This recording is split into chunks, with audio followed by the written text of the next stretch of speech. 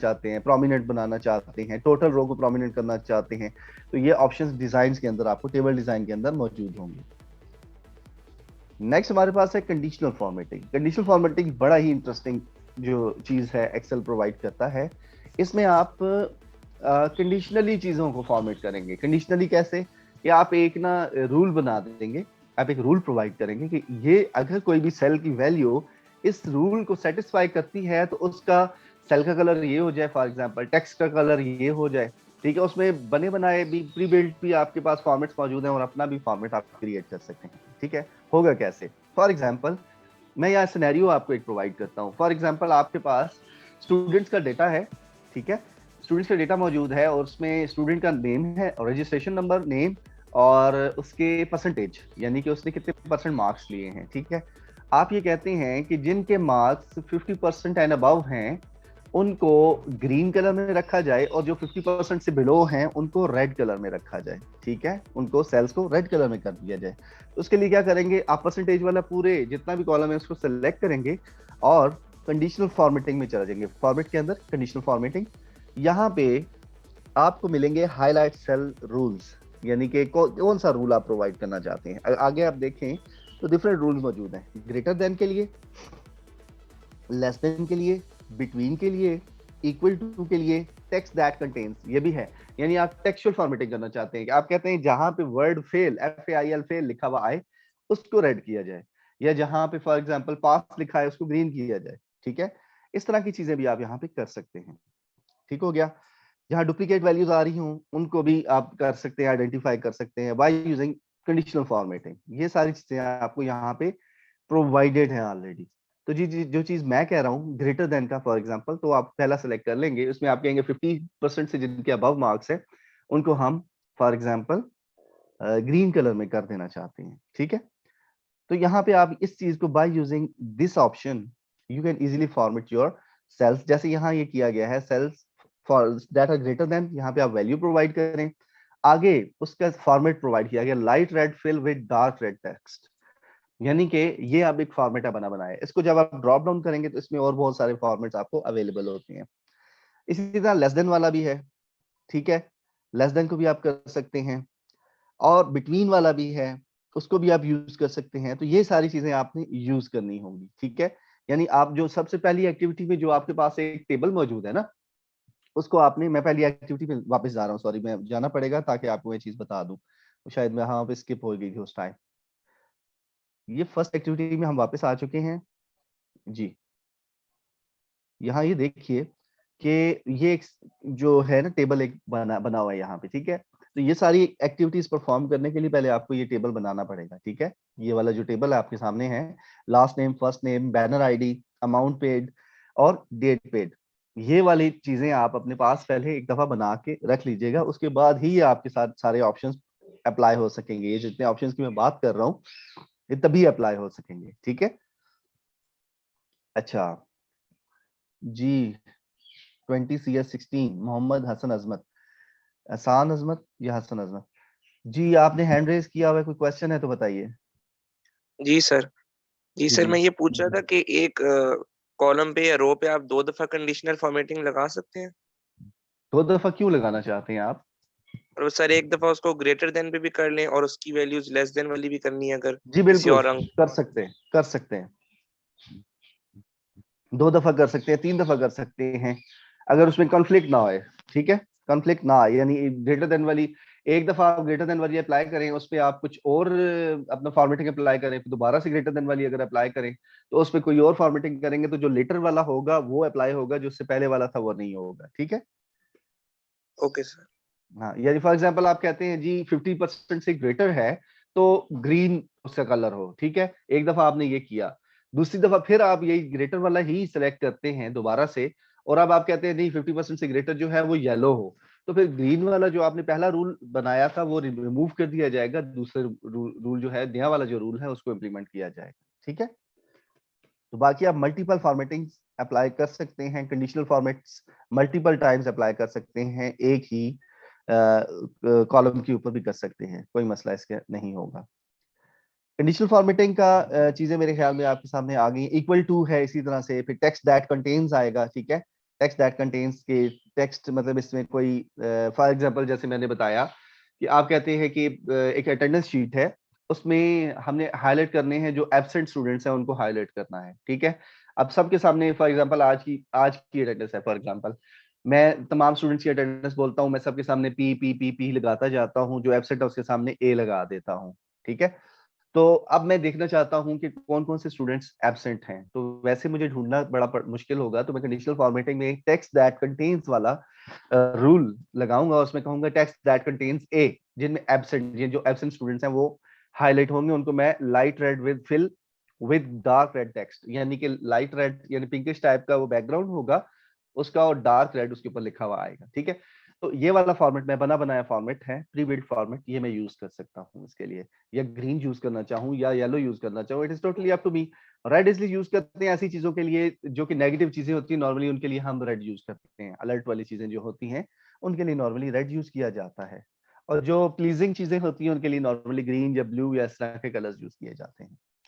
इसी तरह top 10 items हैं, ठीक है, वो भी आप कर सकते हैं, ठीक है, to highlight cells that are the top 10 items in your data, यानी आप ये चाहते हैं कि जो टॉप 10 स्टूडेंट्स हैं वो सामने आ जाएं, उनका डेटा मेरे सामने आ जाए, तो आप कर सकते हैं, पॉसिबल है आपके लिए। कैसे करेंगे? सिंपल, आप ये टॉप 10 के कंडीशनल फॉर्मेटिंग में आएंगे और यहाँ पे formats that rank in the top, यहाँ पे आपने ये ऑप्शन यूज करना है, और टॉप 10 भी कर सकते हैं, टॉप 5 भी कर सकते हैं, टॉप एन कोई भी नंबर आप यहाँ प्रोवाइड कर सकते हैं, तो वो तमाम स्टूडेंट्स जो फॉर एग्जाम्पल परसेंटेज के ऊपर ही आप करना चाहते हैं, आप चाहते हैं कि जिनके सबसे अच्छे मार्क्स आए हैं, टॉप 10 स्टूडेंट्स वो मेरे सामने आ जाएं, तो बाय यूजिंग दिस फार्मूला आप इजीली कर सकते हैं, वरना आपके लिए पॉसिबल इतना आसान नहीं होगा नॉर्मली आपको चीजों को आइडेंटिफाई करना। जैसे अगर आप 150 स्टूडेंट्स हैं, अब इन 150 स्टूडेंट्स में टॉप 10 को आइडेंटिफाई करना एक काफी बड़ा काम है, but by using Excel conditional formats you can easily identify that.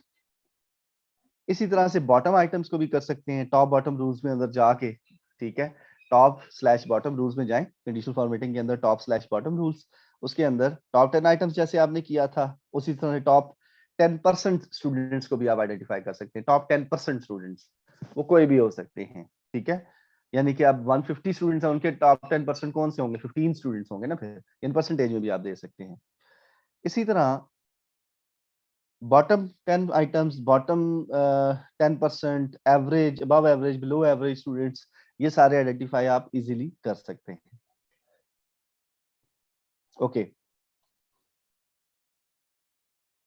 अच्छा, ये जूम मेरे ख्याल में ना 40 मिनट्स की इसमें लिमिट होती है, तो अगर ये अभी 10 मिनट में, जैसे यहाँ पे नोटिफिकेशन आया है कि 10 मिनट में मीटिंग एंड ऑटोमेटिकली ये कर देगा, तो अगर ये एंड करता है तो मैं नई मीटिंग का लिंक आप लोगों के साथ शेयर करूंगा, तो वहीं से फिर हम कंटिन्यू कर लेंगे, ठीक है।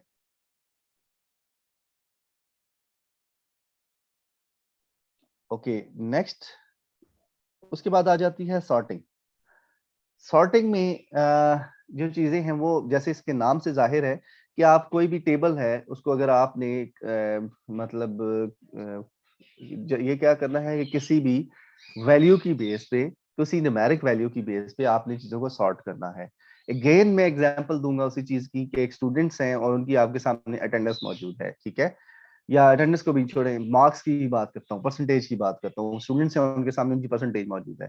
आप क्या करना चाहते हैं कि आप चाहते हैं कि डिसेंडिंग ऑर्डर में उनको सॉर्ट करना चाहते हैं, ठीक है, तो आप सारा जितने भी आपके टेबल के जितने भी कॉलम्स होंगे सबको सिलेक्ट आप करेंगे, सबको सेलेक्ट करके आप जाएंगे डेटा के अंदर, डेटा में आप जाएंगे सॉर्ट में, सॉर्ट के अंदर ये आप बता सकते हैं, यहाँ पे जैसे ही सॉर्ट पे क्लिक करेंगे तो आपसे पूछा जाएगा कि आप कौन से कॉलम की बेस पे सॉर्ट करना चाहते हैं। अच्छा, यहाँ एक और चीज भी है कि you can sort your columns on multiple columns base, ठीक है। मल्टीपल कॉलम्स कैसे आप बताएंगे? यानी कि फॉर एग्जांपल कि एक कॉलम आपने बताया नेम का, नेम के बाय नेम सॉर्ट करना चाहते हैं, अल्फाबेटिकली फॉर एग्जांपल असेंडिंग में से सॉर्ट करना चाहते हैं, तो बाय नेम का कॉलम दिया। अगर नेम में भी सेम आ रहा है, कोई ऐसे स्टूडेंट्स हैं जिनके नेम भी सेम है, तो अगला कौन सी कॉलम की बेस पे फिर उनको सॉर्ट किया जाए? हम कहते हैं जी अगला जो उनका कॉलम है वो फादर नेम की बेस पे सॉर्ट किया जाए। Yes, that is also possible, ठीक है।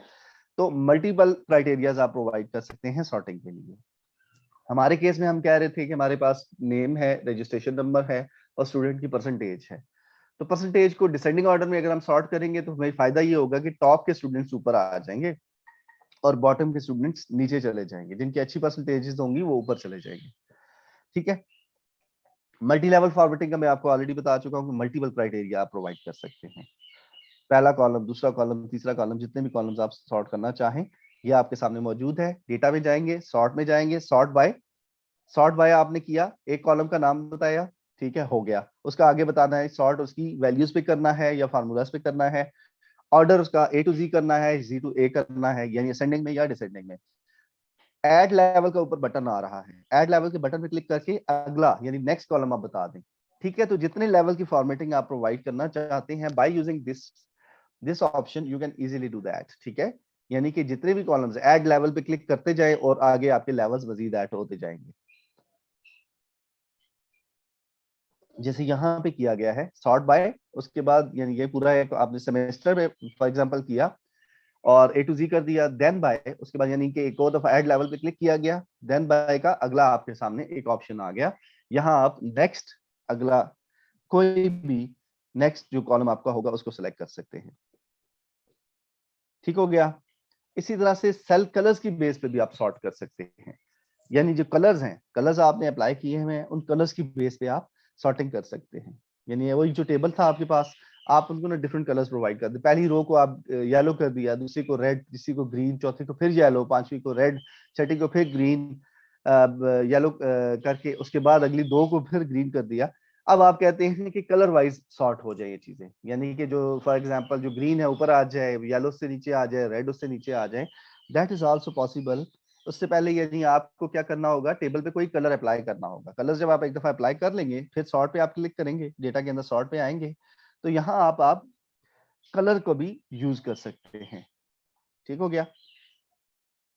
अब आपने क्या करना होगा, सॉर्ट बाय के ड्रॉप डाउन में सिलेक्ट करेंगे और यहाँ पे आपने जो भी कॉलम है वो सॉर्ट करेंगे, और सॉर्ट ऑन वाला ये जो आगे आपके सामने मौजूद है, ये वैल्यूज में जो सॉर्टेड है, इसको आप वैल्यूज की बजाय आप कलर सेलेक्ट कर लेंगे यहाँ से। ठीक है। और आगे फिर आप कलर्स प्रोवाइड करेंगे जैसे यहाँ पे हुआ है। ठीक है। यहाँ पे क्या है, सॉर्ट ऑन सेल कलर। ठीक है। और सेल कलर, और आगे आपने सेल कलर बता दिया कि ग्रीन पहले आए, रेड उसके बाद आए, और तीसरा एक और ऐड लेवल पे क्लिक करके येलो उसके बाद आ जाए। तो इस तरह से आपके कलर के हिसाब से चीजें सॉर्ट हो जाएंगी। ये इस तरह से सॉर्ट हो गया, आपके सामने आ गया। जितने भी कलर्स आप प्रोवाइड करना चाहें आप कर सकते हैं। ये भी सॉर्ट हो गया। फिर आते हैं आपके फिल्टर्स। फिल्टर भी बड़ी इंपॉर्टेंट चीज है। आपका जो डेटा का जो वो है ना मेन्यू इसमें एक्सेल में, वो सारा ही इंपॉर्टेंट है, जिसमें आपकी सॉर्टिंग आ जाती है, जिसमें कंडीशनल फॉर्मेटिंग आ जाती है, जिसमें फिल्टर्स आ जाते हैं। ये तीनों चीजें आपकी बड़ी जरूरी हैं। अब जो फिल्टर है, filter is the combination of sort and filters. इसमें सॉर्टिंग भी कर सकते हैं, फिल्टरिंग भी कर सकते हैं, फिल्ट्रेशन भी कर सकते हैं डेटा की। ठीक है। आप डेटा में आएंगे, फिल्टर पे क्लिक करेंगे, तो आपका टेबल ऑटोमेटिकली सिलेक्ट हो जाएगा, और हर टेबल के जो पहला टेबल, आपके टेबल का जो पहला जो रो होगी ना, उसको वो समझा जाएगा ये आपका हेडर वाली रो है, हेडर रो है। ठीक है। जिसमें आपके टेबल का हेडर मौजूद है। ठीक है। इस पे इस तरह के ना छोटे छोटे ड्रॉप डाउन आ जाएंगे। ठीक है। इन ड्रॉप डाउन को यूज करते हुए आप तमाम अपने फिल्टर्स को एक्टिवेट, डीएक्टिवेट, मैनिपुलेट, ये सारे काम आप कर सकते हैं। ठीक हो गया। अब इसमें डेटा फिल्टर्स में वो तमाम चीजें मौजूद हैं जो कि आपको चाहिए हो सकती हैं। ठीक है। जब आप इसको अप्लाई करेंगे, मेरा मशवरा यही है कि आप इसको प्रॉपरली जब अप्लाई करने की कोशिश करें तो मैनुअल को साथ साथ फॉलो करें, जिस तरह से मैनुअल ने बताया है इस तरह से चीजों को आप फॉलो करें। ठीक है। डेट फिल्टर है जैसे, ठीक है, अगर आपने डेट कोई प्रोवाइड की गई है, ठीक है, ऑलरेडी प्रोवाइड की हुई है कोई डेट, तो डेट फिल्टर्स आप अप्लाई कर सकते हैं। यानी कि आप कहते हैं कि जो ऑर्डर्स मुझे 10 तारीख से पहले, 10 अक्टूबर से पहले जो मुझे ऑर्डर्स प्लेस किए गए हैं वो तमाम मेरे सामने आ जाएं। ठीक है। तो डेट फिल्टर्स पे जाके इसमें बिफोर जाएंगे, बिफोर जाके अपनी डेट, आप टारगेट डेट देंगे, तो उससे पहले के जो कॉलम्स होंगे वो तमाम आपके सामने आ जाएंगे। सॉरी, उससे पहले के जो ऑर्डर्स होंगे वो आपके सामने आ जाएंगे। ठीक है। इसी तरह से आफ्टर वाला भी हो सकता है कि ये वाली जो डेट है, मैं कहता हूँ 20 के बाद जो मुझे ऑर्डर्स किए गए हैं, 20 अक्टूबर के बाद वो सारे मेरे सामने आए, तो उसको आप उसको भी इसी तरह से आप कर सकते हैं। इसी तरह और बहुत सारी चीजें इसमें अप्लाई, फॉर एग्जांपल मेरे सामने एक ऐसी शीट पड़ी हुई है जिसमें आप तमाम स्टूडेंट्स का डेटा है। ठीक है। आपका नाम, registration number, father name, CNIC number, सारा कुछ चीजें, एड्रेस वगैरह हर चीज अवेलेबल है। और आखिरी आखिरी कॉलम में, लास्ट कॉलम में आपके सेक्शन का, आपके सेक्शंस की डिटेल भी उसमें मौजूद है। अब मैं चाहता हूं मेरे सामने सिर्फ सेक्शन ए के स्टूडेंट्स आ जाएं, तो मैं सिंपल क्या करूंगा, ये नीचे आपके सामने आ रहा होता है, ये जो जैसे ही आप फिल्टर पे क्लिक करते हैं तो ये जो आपके सामने एक मेन्यू आ रहा है, यहाँ पे आपके पास सेक्शंस की डिटेल आ रही होगी, यानी जो जो वैल्यूज उसके अंदर आ रही हैं उस पूरे कॉलम में, वो तमाम वैल्यूज आपके सामने आ रही होती हैं। आप सिर्फ चेक और अनचेक करना होता है, ठीक है। जो जो वैल्यूज आपको चाहिए आप उनको चेक करें, जो वैल्यूज नहीं चाहिए उनको अनचेक कर दें, ठीक है। तो उस तरह से आपके सामने वो वैल्यू शो हो जाती है। नेक्स्ट हमारे पास क्या है, फिर आ जाते हैं फंक्शंस एंड फार्मूलाज। ये एक्सेल की जान है, इसके अंदर मतलब जितनी समझ लें कि आपका हार्ट एंड सोल जो एक्सेल की है, वो सारी आपकी फार्मूलाज के साथ है। जो एक्सेल है बेसिकली एसोसिएटिव फार्मूलाज के साथ होता है, ठीक हो गया। अब यहाँ पे डिफरेंट फार्मूलाज आप एंटर कर सकते हैं by using equal sign. Equal sign आपको प्रोवाइड करना होगा हर फार्मूला के लिए, ठीक है। जैसे ये टेबल आपके सामने है, ठीक है, इसके अंदर आपके जो चीजें हैं, कुछ चीजें यहाँ पे लिखी गई हैं और कुछ अमाउंट्स लिखी गई हैं। उन अमाउंट्स को नीचे आप टोटल कर सकते हैं by using equal sign. Equal sign cell 1, cell 2, अब सेल के नाम उसी तरह से आपको बताने होंगे, जैसे B1 है, B7 है, B9 है, C6 है। तो जिन सेल्स का भी सम करना चाहते हैं आप इस तरह से कर सकते हैं। ओके, फार्मूला को एडिट करना हो तो एडिट करने के लिए डबल क्लिक करते हैं किसी भी फार्मूला को, तो आप एडिट भी कर सकते हैं, ठीक है। यानी सम का फार्मूला है, अच्छा सम के साथ आपके डिफरेंट फार्मूलाज मजीद भी एसोसिएटेड हैं, ठीक है। जिसके बारे में अभी ये मीटिंग एंड होती है तो नेक्स्ट जो मीटिंग स्टार्ट करेंगे उसमें फिर हम डिस्कस करेंगे, ठीक है। तो अभी ये मीटिंग एंड होने वाली है, अभी हम नेक्स्ट मीटिंग में आगे इससे आगे की जो चीजें हैं उनको डिस्कस करेंगे।